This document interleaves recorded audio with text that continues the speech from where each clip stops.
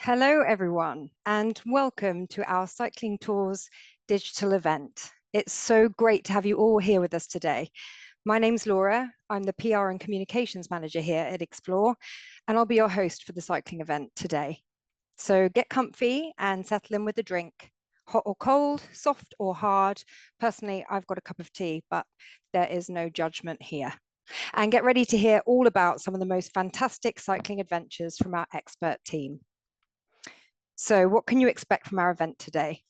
Well, before I hand over to my expert colleagues in the product team, I'm just going to give you a short intro into what Explore's all about and what a cycling trip with us looks like. And then I'll welcome three of my colleagues who will transport you to some of the most exciting biking destinations.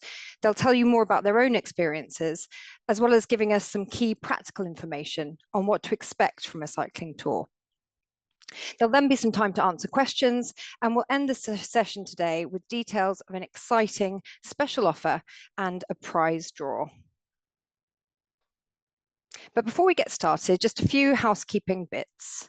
So everyone is automatically muted, but we would love you to make use of the chat and Q&A features here in Zoom. So do drop into the chat, let us know where you're dialing from. I can see people already coming in to comment, which is lovely. We'd love to hear from you.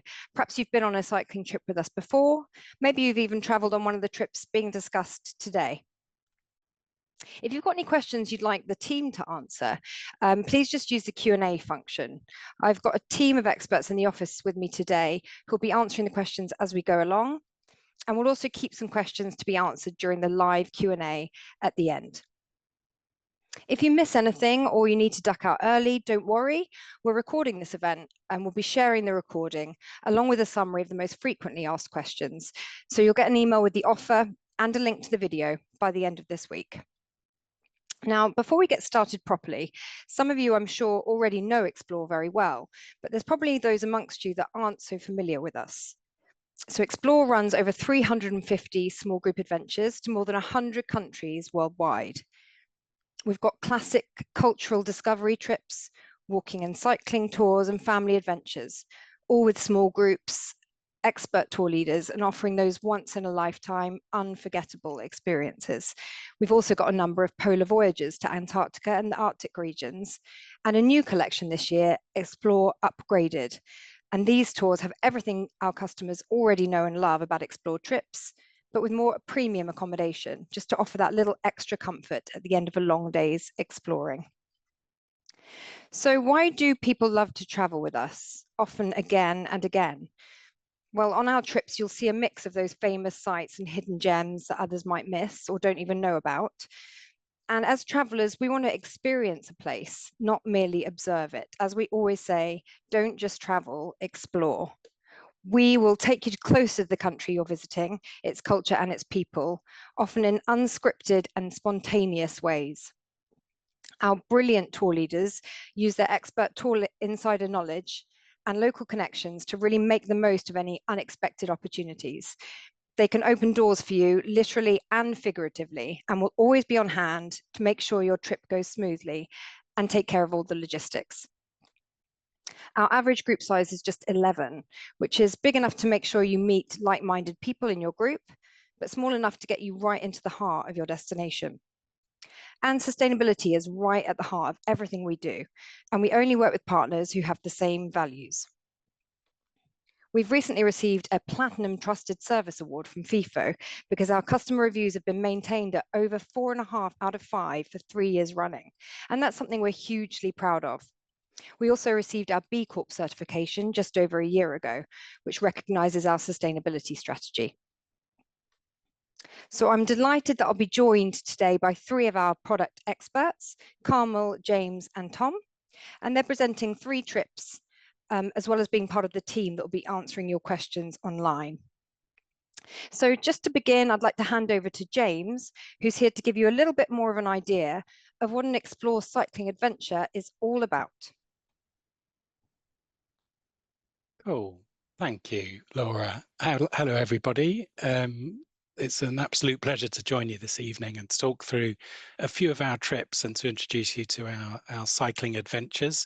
Before we jump into the destinations, I just wanted to give you a bit of an overview of what our cycling trips entail And I'll start off with this slide, and I'll start off also with one thing just to point out it's a holiday, and it's all about exploring the destination, seeing the highlights, having a wonderful time. It's just an active holiday.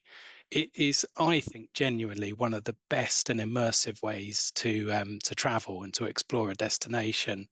There are things you can do on a bike that you simply can't do in a vehicle, or you can't do on foot, and it brings you so much closer to the destination, and it engages all of your senses. So a few pictures from some of our trips, from some of our staff that have been on trips recently. In the top right corner, that's a picture from the south of France, the vast wetlands of the Camargue, on a cycle byway that's inaccessible really by traffic, and on bike you can cover so much distance, so it's perfectly suited to bike tourism. Bottom right, believe it or not, that is downtown Bangkok. So that is an island in the middle of the Chao Phraya River that we reach on a local ferry, and then we use the infrastructure that's built for the locals, for mopeds and bikes, that link little communities, temples, and we get to see a genuinely different side of Bangkok than the vast majority of visitors. Top left, impromptu, everyday scenes. So cattle herders, this is in India. And you can just stop, take photos, interact, and take it in. It's just a really cool way to travel, and it's active as well. So this is what it's not. So you might have some preconceptions or some concerns. Some people think, always, will I be able to keep up? Will I be fit enough? Is it a race? It's not competitive. It's not about the kilometers and the heart rate and the output and the speed. It's a holiday. It's just an active one. You don't need to have technical skills, and you won't be expected to ride in a bunch peloton with a sprint finish. So it's not that. It's just a really cool way to explore a destination. This is a trip from one of our departures in Croatia last year. One of our sales staff joined this trip and explored the Dalmatian coast, where we cherry picked some beautiful rides on some of the islands using local ferries. And it's really, I want to share this picture with you just to show you it's everyday people. This particular trip is a moderate grade trip, and I'll go into the detail of what makes up the different grades shortly. But as you can see, it's an even spread of males and females, a range of ages from the 30s up to the 70s, and one shared love, which is of exploring by bike, and like-minded people, sharing the experience with like-minded people. Inevitably, people will have different levels of fitness and ability within the group, and therefore, naturally, a bit like walking trips, any cycling trip ends up with people going at their own pace, which is what we want. We want you to be able to push yourself if you want to push yourself, or take your time if you want to take your time. So we try and enable you to go at your own pace. And what it is beautiful for is bringing the group together, a bit like the walking trips. The cycling trips are great because you're sharing that experience, and you have the camaraderie that's built up through that shared experience, the challenges on some of the days, the hills, and it just brings everyone together, and there's a really nice atmosphere. So that's from one of our groups in Southeast Asia from a couple of years ago.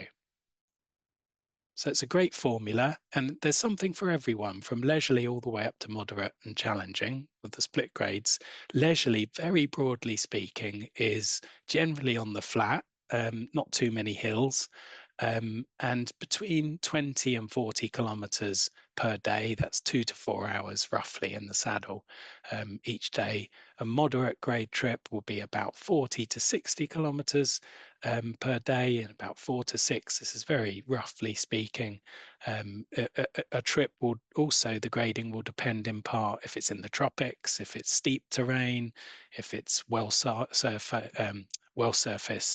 routes that we're cycling on, and the detail is all laid out on the actual trip pages on the website. And if you're thinking, why is he telling us in kilometers? I want it in miles. It's all spelt out in miles as well on the website, as well as the all-important total accumulated ascent. The split grades are a mixture of leisurely and moderate rides, and each day will be spelt out. And then we've got a few trips that fall into the moderate and challenging range as well. something for everything. What do we provide? We've researched the routes. You can just relax, enjoy, and cycle through the holiday and have a great time. We provide a local leader. So the main pictures there from Vietnam, where we provide not only the leader, but there's a support vehicle driver, there's a bike mechanic. We include the bikes, so the bikes are well serviced before and after every ride, and looked after throughout the trip. So any mechanical problem we'll take care of. We also offer on virtually all of our trips in Europe and a great number of our trips long haul, e-bikes. So e-bikes are a wonderful invention, and they're spreading across the world each year, more and more available. So you have the option to pay a little bit extra on any of our trips, and you can enjoy the e-bike for a slightly easier ride up the hills. So you're in great hands. You can see a happy group there with the tour bus in the background. By and large, certainly for all of our long haul trips, there is a big, a normal tour bus with all of your luggage on board. And it is quite often the case that we're making our way from hotel to hotel, not entirely by bike, but cherry picking a ride on a quiet section of roads or a beautiful stretch. And we use the bus for the rest of the journey. We're in Europe, where the distances are a bit shorter, it might be hotel to hotel, in which case there will be a trailer and a van with slightly limited seating, but still it's a safety net, and you know there's a support vehicle there just in case, which is quite a nice thing to bear in mind. You could bring your own pedals and saddle if you want, and you can look at the bike details in more detail on the web page for each trip if you want to see what make, model, and if you're welcome to bring your own pedals for your cycling shoes, or if there's a water bottle holder, if there's panniers provided. But the top left, really, just relax, enjoy, bring a cycle helmet that we won't provide, and padded shorts and gloves, and you're good to go. So I'm going to hand over now. I think there's going to be a little video, but then it will be Tom taking you through a beautiful stretch of Portugal. Yes, thanks so much for that, James. Very definitely a very special way to experience a new destination, and a great chance to bond with that group as well. So we'll be hearing more from James in a moment, but now let's just take a closer look at those destinations we'll be taking you to tonight. So first of all, we're off to Portugal, cycling from Porto to Lisbon. Then we'll be heading over to Asia, where we'll discover Vietnam on 2 wheels. And last but not least, we're in for an epic Central American adventure, cycling from Nicaragua to the Panama Canal.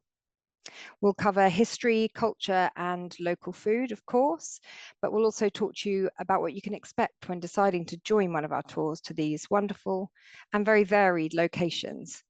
So now I'll welcome Tom, who'll take you to Portugal. Over to you, Tom.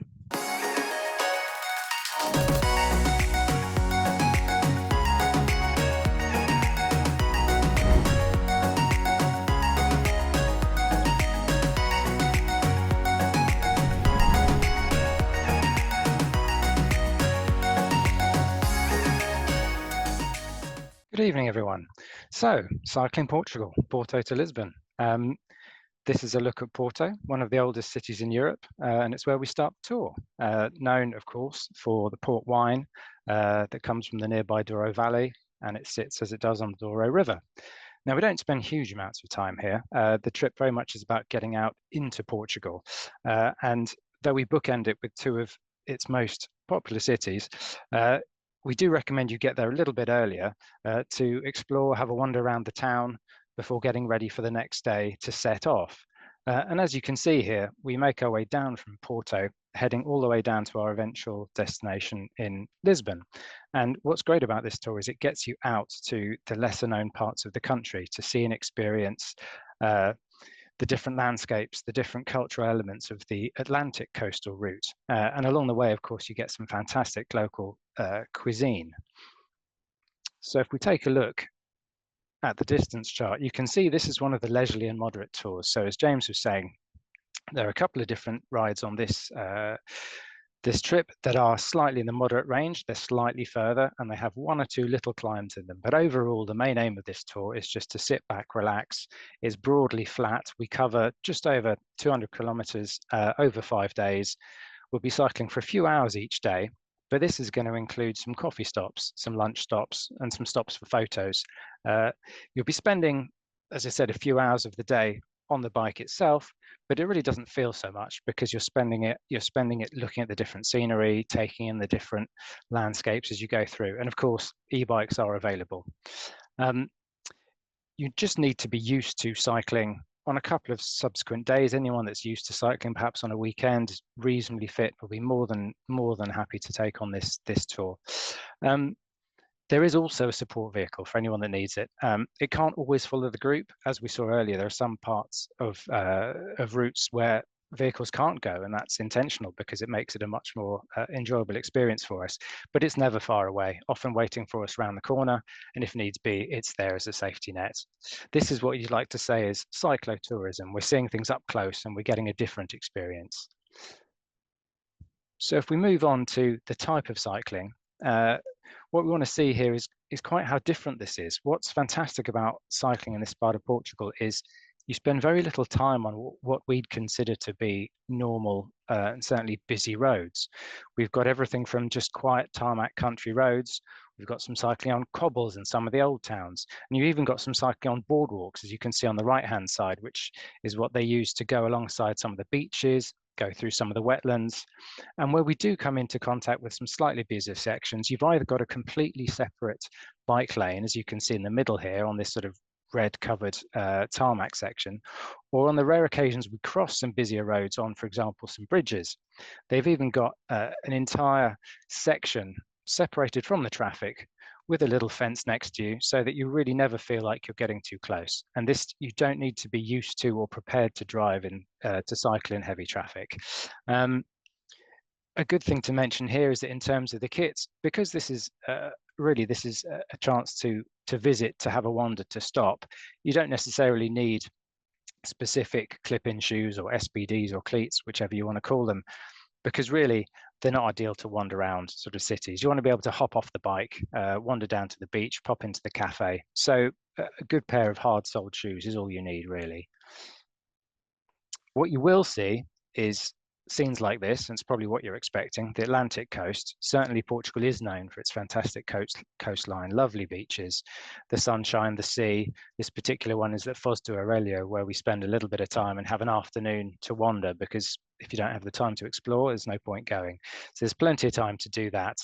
But actually, as we'll see in the next couple of images, what is really, really interesting you find in this part of Portugal is the diversity of landscapes. So moving away from the beaches, you get these lovely natural wetlands that you can see, natural parks. And as I mentioned before, you have these boardwalks that crisscross through them. So you happily can ride your bike through there. You know, there's obviously no traffic, barely anyone else around, and you can have a look at the various types of wildlife you can get, including, you know, different times of year. You've got the flamingos, as you can see in the top of your screen. And even as you're wending your way through small villages and next to towns, you might see some chimney stacks with some stalks on top, as you can see here. And these are all the sorts of things that people tend to find surprising and really delightful in terms of visiting a country that they perhaps only really knew for one or two elements of such as sunshine and blue sea. So if we move forward, it's not just the natural landscape.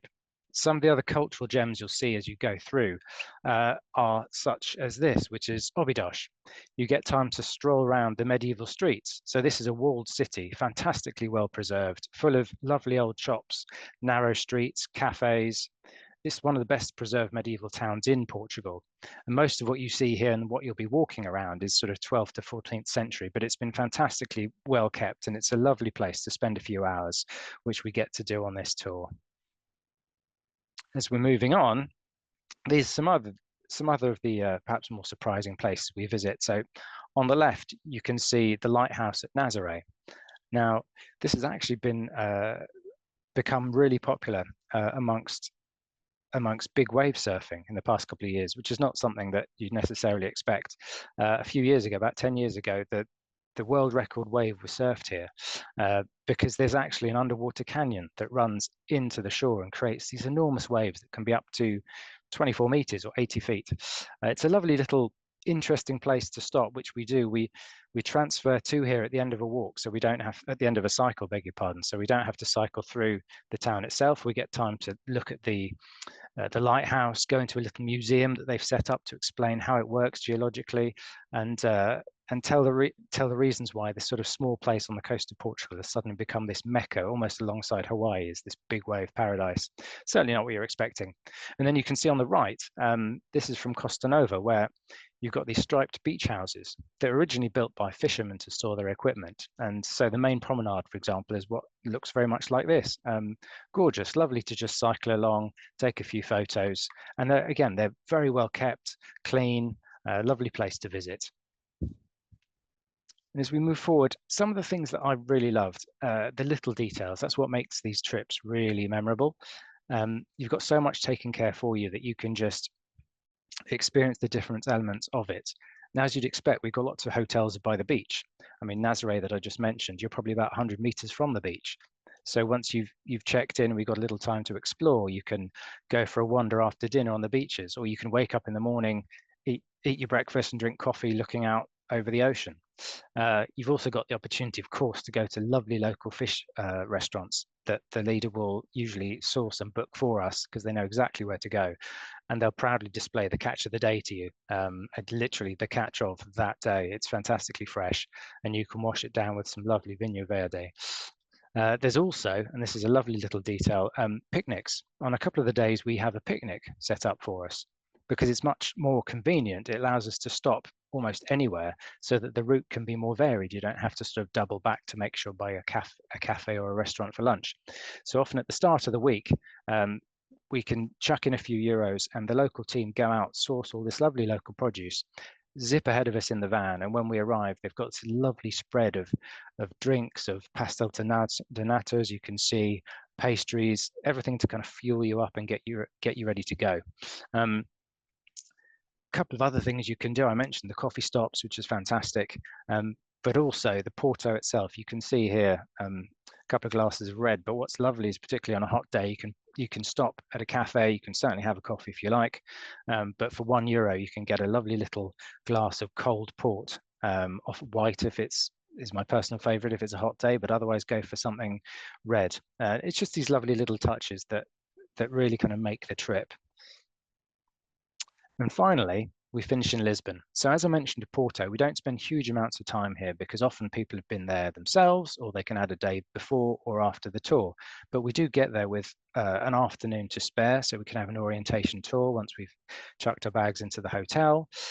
You get to walk around the main square, find somewhere to have lunch, walk up to the castle. And it's known as the City of Seven Hills. So there is a lot of uphill and downhill walking, and you're not going to get around it all in one afternoon. But if you do have time the next day, for example, if you're flying out later in the day, you can head across to the Belém district, hop on one of those trams, for example. There's an awful lot to see in this city. So looking at it overall, this is all about lovely leisurely cycling over 8 days. There's a huge amounts of variety. The food is fantastic. From a weather perspective, you can go anytime between April and October. When you're into either ends of the season, it can be a little bit fresher in the morning, for example, so it's a good idea to take some layers. But you've got a 20-litre pannier on your bike, for example, so having a little jacket you can hop on and off depending on how it goes is perfect. And obviously, even when it is sunny and warmer, you've got a lovely breeze coming in off the ocean. So this is, I think, a fantastic example of just wending your way through some lovely countryside, eating and drinking as you go, and just enjoying and relaxing in your week in Portugal. So with that, I think it's time to hand over to James.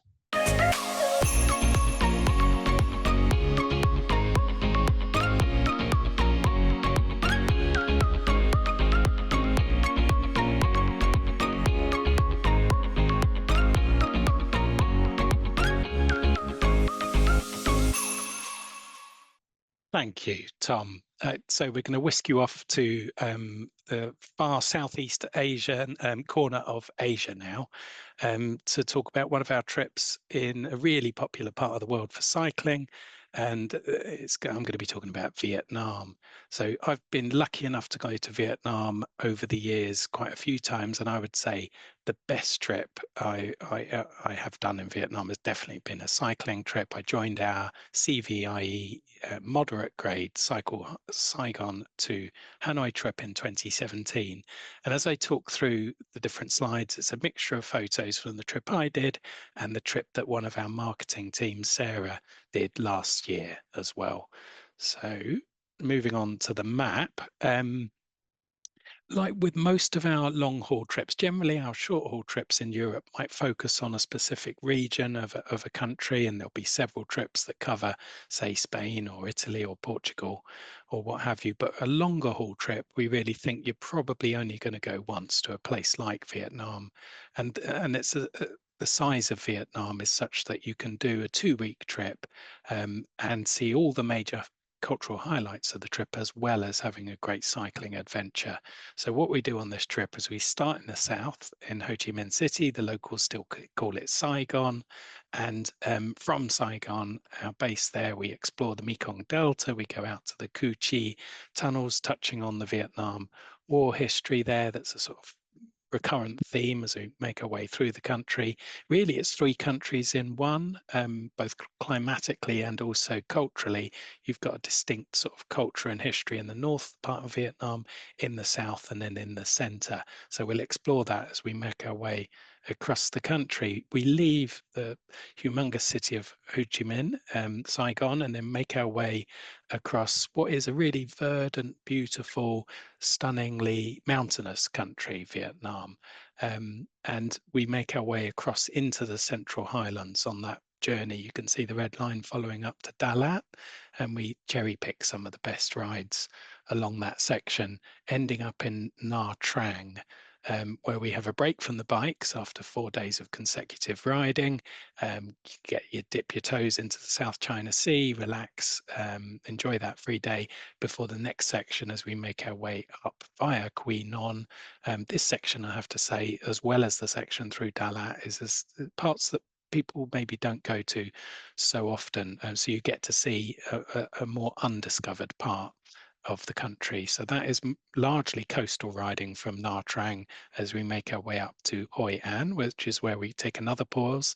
One of many people's favorite destinations in Vietnam is Hoi An. It's a charming old fishing village with beautiful architecture, really nice place to have a free day. So we have a free day there, break from the bikes, and then we're back on the bikes and we go over the Hai Van Pass by vehicle because it's very transited and it's not very comfortable on a bike, to be honest. And we do cycling elsewhere as we make our way up to Hue, which is the old ancient capital of the Champa Kingdom. So going back to that central area, that's probably the richest, culturally speaking, historic area of Vietnam. And we explore the highlights of that region, the citadel and the various mausoleums along the Perfume River, before ending our ride and waving goodbye to the bikes and the bike crew and hopping on the train from Hue, and we catch the Reunification Express heading north on an overnight train up to the final stretch of the holiday, which is a bit more relaxing. So we take a pause and we go to one of the absolute highlights of the whole region, Ha Long Bay. It's beautiful limestone scenery, and we enjoy an overnight cruise there on a junk. And then we wrap up the holiday in Hanoi, which couldn't contrast more with Saigon. So it's an interesting place to end the trip with tons to see and do in the busy northern capital.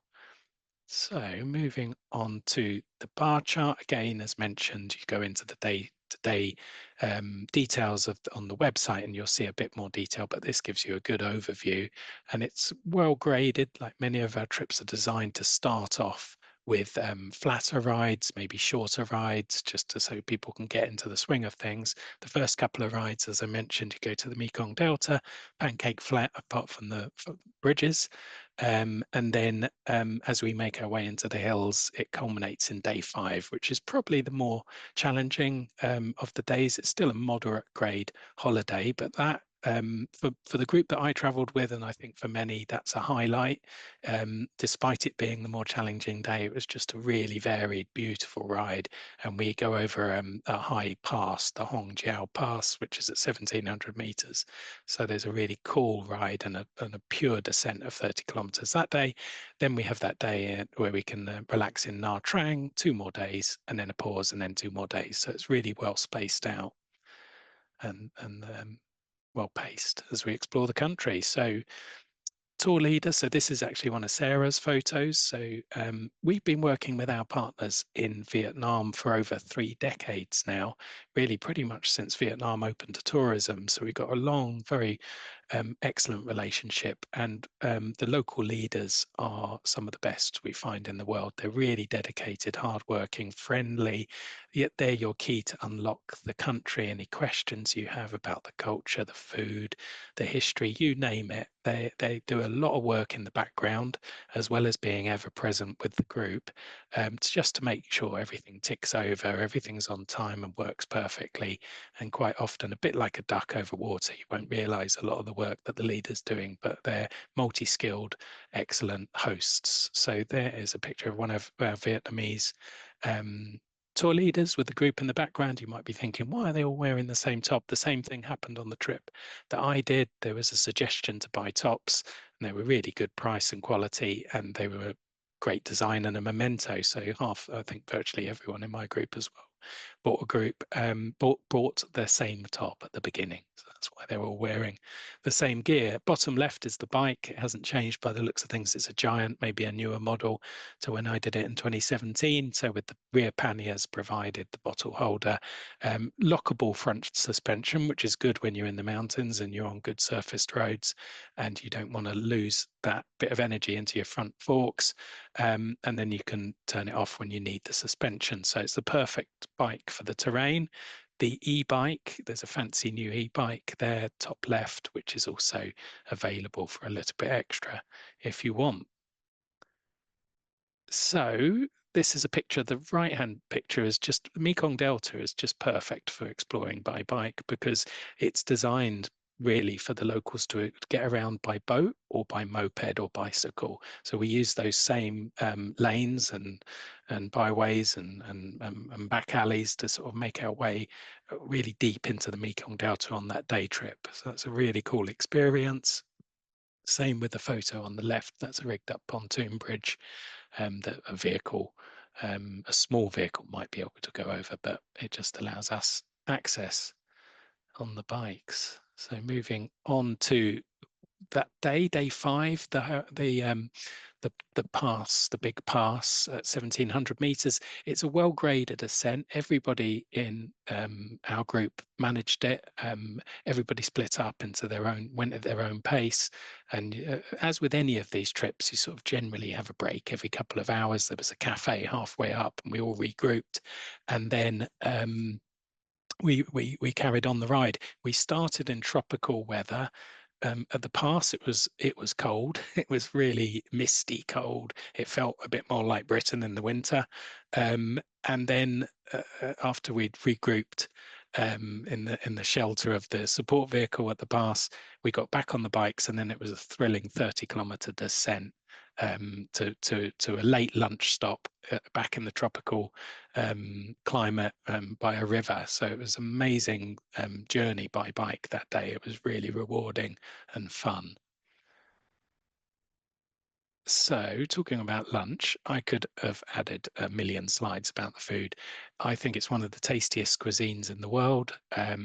I think it's also thought to be one of the healthiest. The Vietnamese are completely obsessed about food in a good way. They absolutely love their food. You will see street vendors, restaurants, bars, cafes everywhere.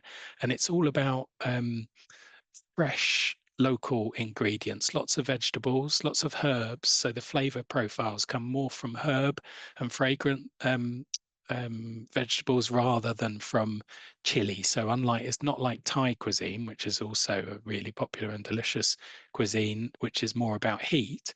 You don't really get that in Vietnam. It's a different flavor profile. Absolutely delicious. You can eat a million different dishes. It's really varied. and affordable, and a real highlight, I think. On the right-hand side, that is there's beers there, but pho is generally consumed as a soup. PHO is the spelling, and it's consumed normally by the locals in the morning. As we made our way from south to north over the 2 weeks, I tried pho sort of in each hotel each morning, and just sort of, it was interesting to see how it changed, and it was delicious. The French once occupied in colonial times this corner of Asia, called it Indochina, and there's still some remnants and some influence you can see. One obvious one is the baguette.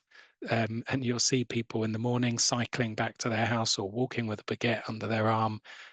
So that's a bit of legacy from those days, but they take it to another level, and they make a sandwich called a banh mi. They're absolutely some of the best sandwiches you can ever eat. So that's a banh mi we had before boarding the overnight train north. Another bit of legacy, coffee is one of the third biggest coffee producer in the world, and they love their coffee, and it's always served in the same way, which is drip. So you see that metal container which has the coffee at the bottom, it drips into the cup. They put condensed milk in the cup and the coffee drips over it. You mix it all up, so it's sweet and strong and really addictive and delicious, and a lot of people end up buying those little metal inexpensive coffee drip filters to take home and carry on the drink back home. So random, food related, top left, we did an optional cookery class in Hoi An, where the chef took us out firstly to the market, introduced us to all different people, vendors, as well as different vegetables and ingredients that we bought. We went back to his house, met his wife, his children, and then there was about 6 of us that did that optional. And we over the evening had a few beers and cooked up some delicious Vietnamese food. The right-hand side, you've got just a random scene. You'll see a million mopeds in Vietnam, and this particular one's taken their puppy out for shopping. And then I mentioned the Vietnam War on the bottom left corner. That's the Cu Chi tunnels. That's one of many different tunnel systems that were built by the ingenious Viet Cong to combat the Americans. And they call it the American War, and they won it. So it's a constant theme, and it is really interesting. There's an overnight, so it's generally 3-star hotels. There's one night in a train, which is an experience. This is some of the group relaxing, kicking back, enjoying the local beer on that train, reflecting on the cool cycling they've just completed. Each cabin has got 4 beds that are seats that are turned into beds at night, air conditioned, lockable, and there's a Western style toilet at the end of the cabin. So there's the overnight train and the overnight express, and then your reward at the end of the holiday is to kick back on the overnight junk, so the local boat, and enjoy drinking all the scenery, do some optional kayaking, and just marvel at the absolute stunning beauty that is Ha Long Bay, before winding up in Hanoi City at the end of the trip. So that brings it to an end. So to sum up and to talk about the hotels briefly, I mentioned 3-star typical room, top right corner. You can see there, clean, comfortable, hard beds in Asia. That's always the case, certainly in this corner of Asia.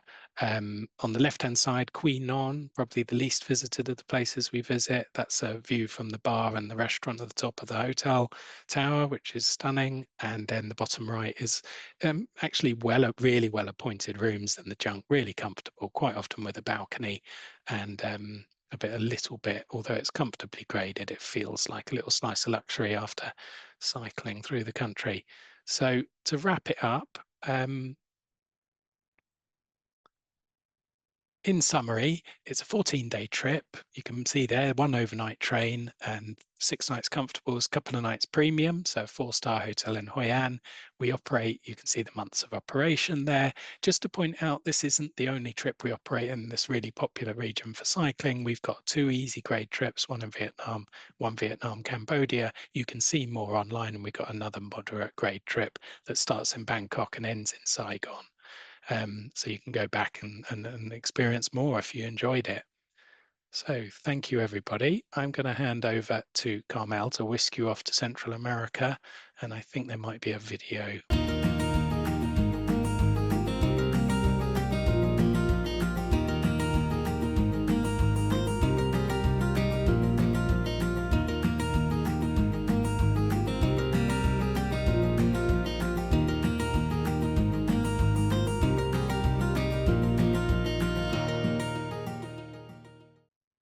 Hello, thank you, James. I'm here to bring us home into Central America. We really wanted to include this trip in the event because I think it really showcases just what is possible on a cycling holiday. Crossing 3 countries on 2 wheels is just one really epic, amazing trip. And Nicaragua, Costa Rica, and Panama have really different feels, different histories, totally different kind of vibes to them as you cycle through. So you get an incredible diversity of cultures, landscapes, history as you move through the 3 countries, starting in Nicaragua, landing in Managua, and ending in Panama City. It is really, I would say, one of the most varied cycling trips that we offer. And this is particularly one of the reasons I can just show you what's possible just in 2 weeks on a bike. And also to note, the wildlife on this trip is fantastic. So cycling through Costa Rica, I mean, you'll be stopping just on the road to see things, tropical birds, toucans, hummingbirds, monkeys, sloths, and all of that fantastic wildlife.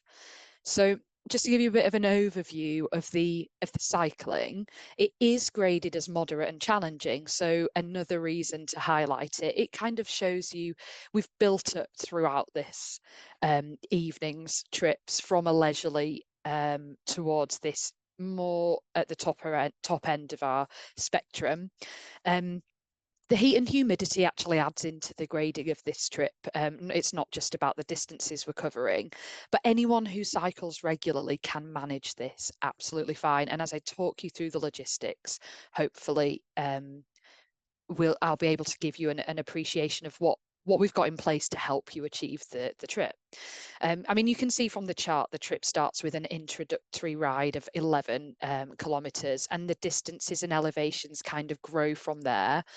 There's also a couple of optional rides. So without doing the optional rides, it does make the holiday more on the moderate end, but you can make it more challenging as you wish. But if you just want to kind of relax, spend the time in a different way to experience the rainforest, to experience volcanic landscapes off the bike, you can also do that. So I'll talk you through some of the highlights as well as the bike logistics and what happens on some of the more challenging rides. If there are people who that might be a bit nerve-wracking, the thought of what the opt-outs are. So just to start by covering the cycling logistics, during this trip, we actually use 3 different sets of bikes in each country and 2 different vehicles. In Nicaragua, Costa Rica, we use Trek mountain bikes, 27 speed. In Panama, we also use a mountain bike, 21 speed. We meet our new bikes at the borders, and this is really seamlessly arranged in country with a team of drivers who pick your old bikes up. You continue with your new bikes. You can take your own seats and pedals. We have a cycling guide / mechanic, and as well as a tour leader, so 2 team members who are cycling along with you, as well as a support vehicle. And that kind of crossing the border on foot and picking up bikes is really kind of part of the excitement of this whole trip. Due to the logistics of the bike swapping, we don't offer e-bikes on this trip. That's just one thing to note. So it is mountain bikes only.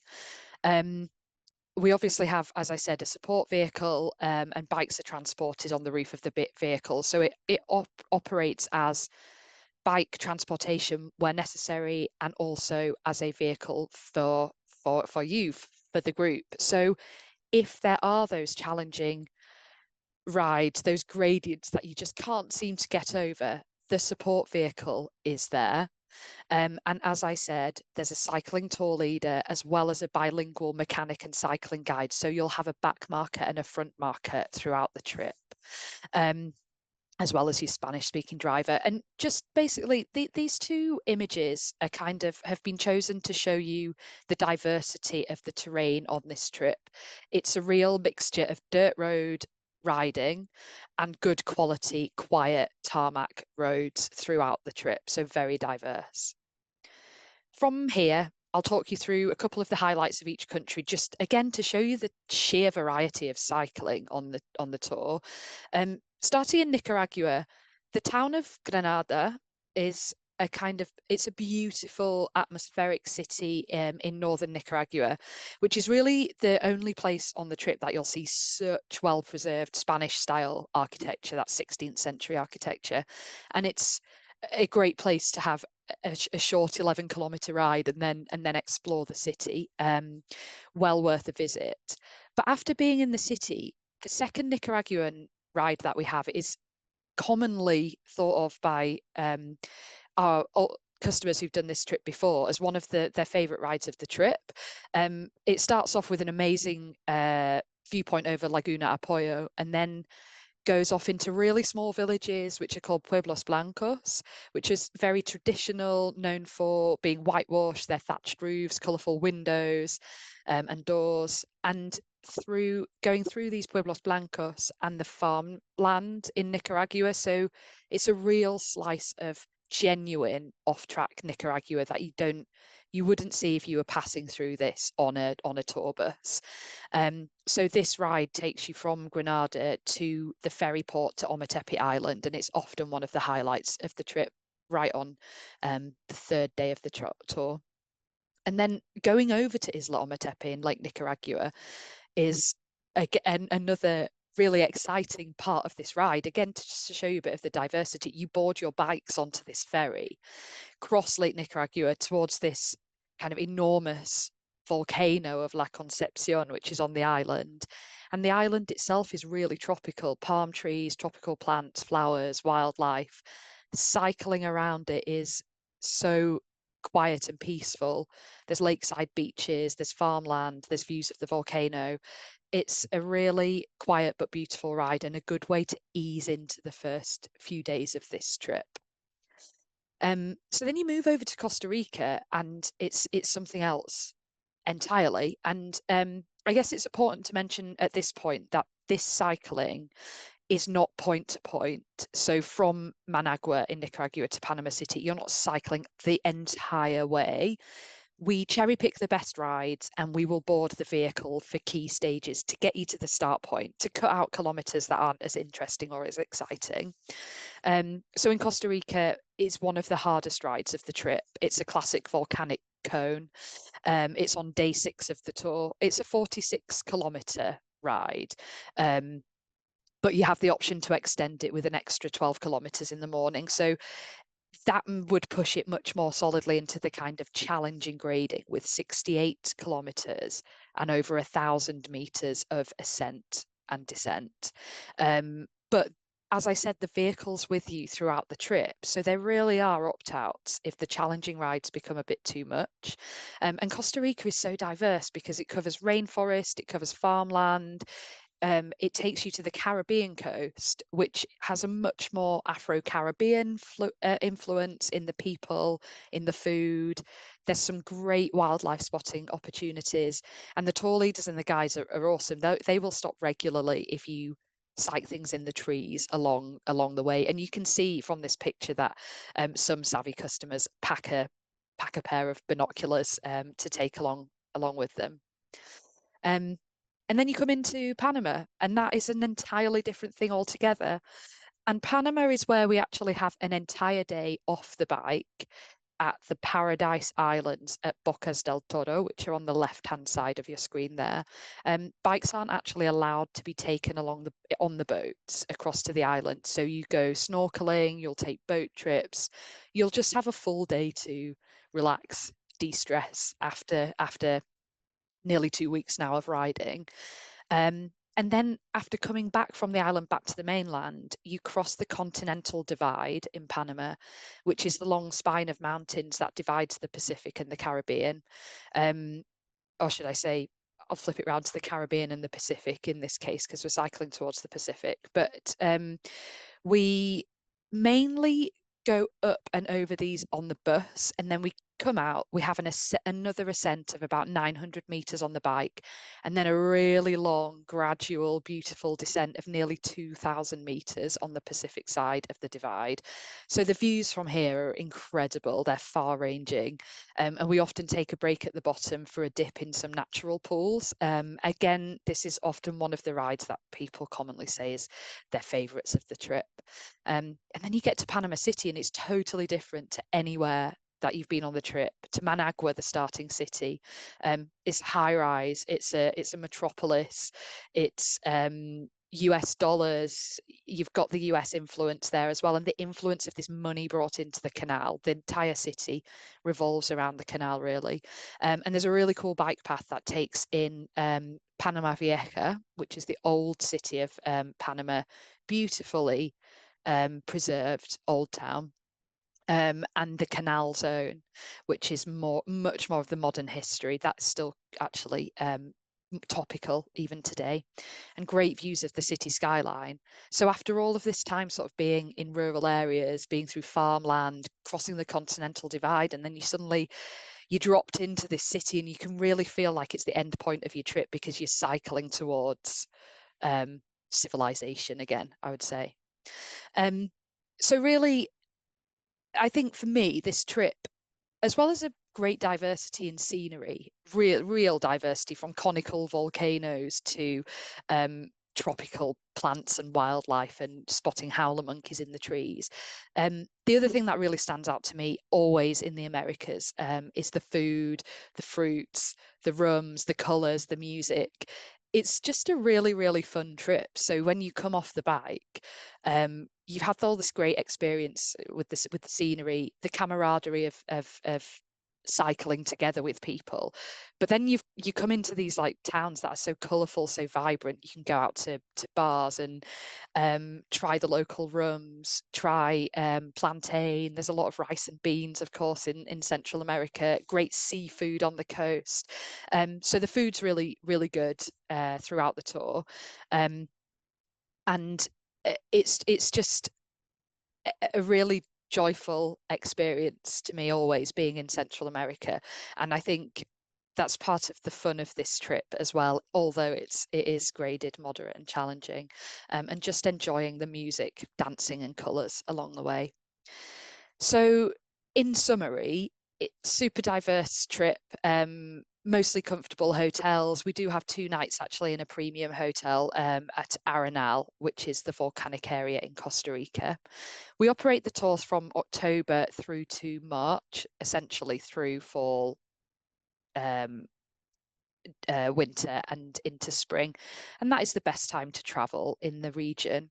And I really just wanted to highlight finally that although it is graded moderate and challenging, the ride, like all of our trips, it's not for people who just love Lycra, who get out into the hills every weekend. But anyone who's confident on a bike, whether you ride for a commute, whether you do some weekend riding, you'll be able to do this with just a little bit of preparation. And I'd say just go out and do, 20 miles, 30 miles on 2 consecutive days to see how you feel riding for 2 consecutive days in a row. But it certainly is achievable for anyone who just really has an enjoyment of cycling.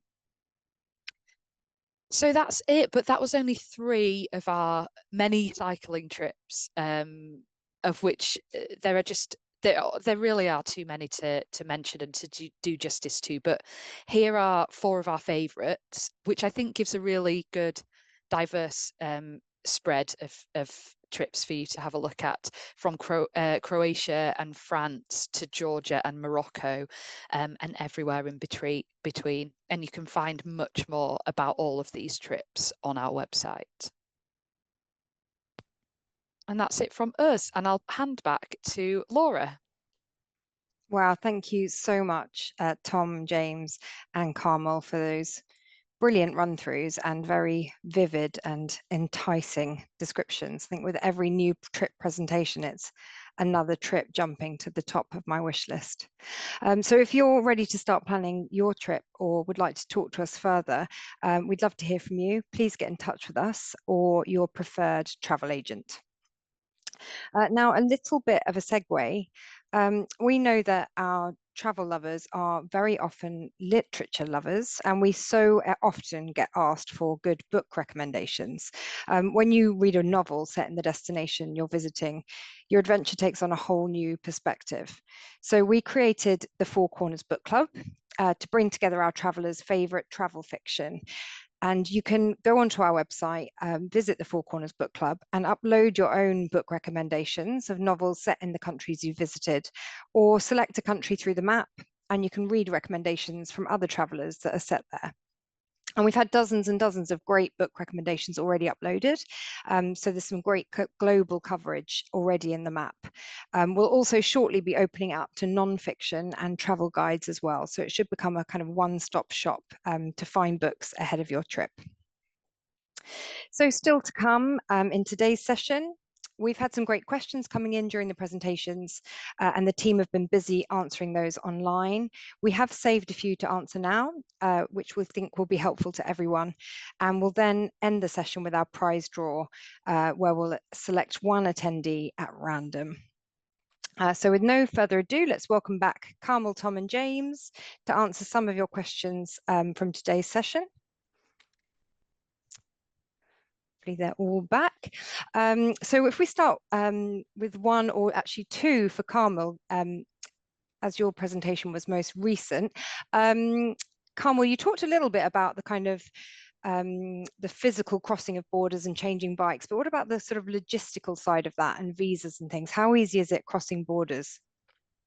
So it's really easy. I've done all these border crossings myself overland.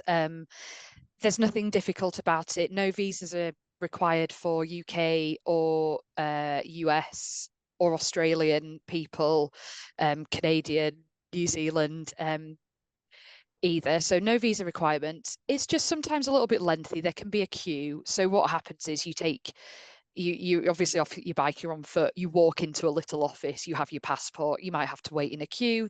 They eventually stamp your passport. Then you leave the queue and you just wait for the group outside and you're with the tour leader, and then you go over the border and you do the same again in another little office. So very easy. It just sometimes requires the tour leader to go in and sort a few things out beforehand, get a few bits of paperwork for you. Sometimes they collect your passports for you and take them all in as a group to expedite it all. So it might just take a little time, but there's nothing difficult about it. Brilliant, thank you. A more general question about e-bikes. Do you need prior training or experience of e-bikes ahead of your trip? And also, is it possible to mix up? Can you switch to an e-bike halfway through your tour? That is a great question. I'll answer that, even though e-bikes aren't actually available on this Central America trip. So in terms of switching up, e-bikes have to be pre-booked with us. So we need to make sure that there is one available for you. So what will be available are the mountain bikes or the hybrid bikes on whichever tour you're on. So if you do want an e-bike, you wouldn't be able to decide halfway through the trip, usually. In terms of having preparation on it, I'd certainly say that using an e-bike is good for someone who already cycles, actually. I wouldn't recommend it for someone who doesn't cycle at all and then just gets on an e-bike, because it's a vehicle, you know, it's an electric vehicle, and they go off quite quickly.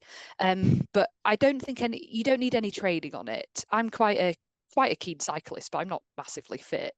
And I've used an e-bike really competently, having never had one before or been on one before. They're really easy to get the hang of if you already cycle. Can I just chip in on that? I echo completely what you said, Carmel. I'd just say that they are heavy. So if the tour, it depends on the tour. If it's got hills and the hills are steep, my recommendation is that when you're on those hills, watch your speed and make sure you don't come into corners too hard, because the bike's about 10 kilos, 15 kilos heavier than a regular bike. So just take a little bit more getting used to.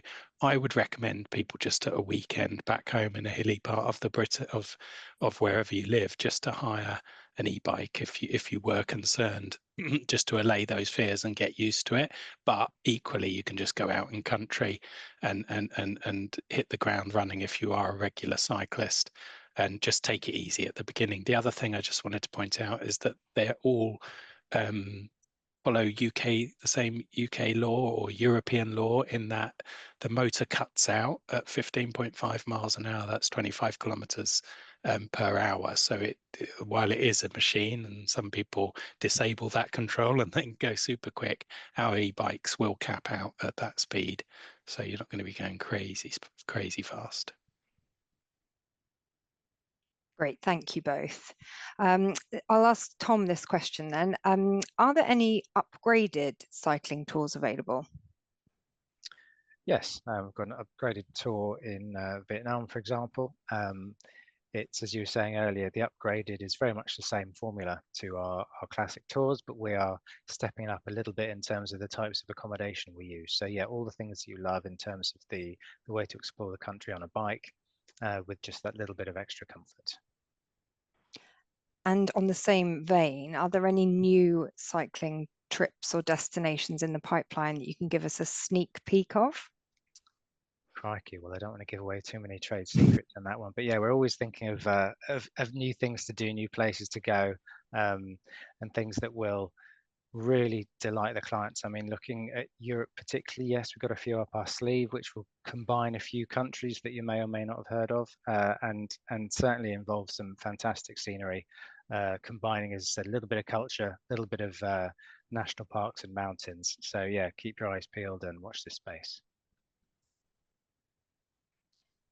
That's fantastic. And we tried to answer all your questions in the Q&A box, and of course we'll follow up in an email with the most popular questions we've had today. And we're just a call or email away if you want to ask us anything else at all. And I just wanted to give one quick reminder that we actually currently have a special offer running on all our cycling trips. So when you book your cycling tour before the 6th of March, you'll benefit from our special promotion. And there are more details of that on the Explore website. So finally, it's our prize draw time. One unlucky attendee today is going to win a pair of cycling gloves that you can take on your next adventure. The team has selected one person at random, and the winner is Amanda Jones. So congratulations, Amanda.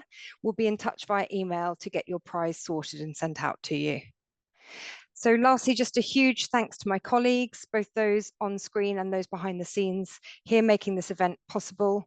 And thanks to all of you for joining us from all over the world and for engaging on the Q&A and chat. It's been really lovely having a conversation with you all. So please look out for that email in the next few days with the recording, and there'll be a short feedback survey.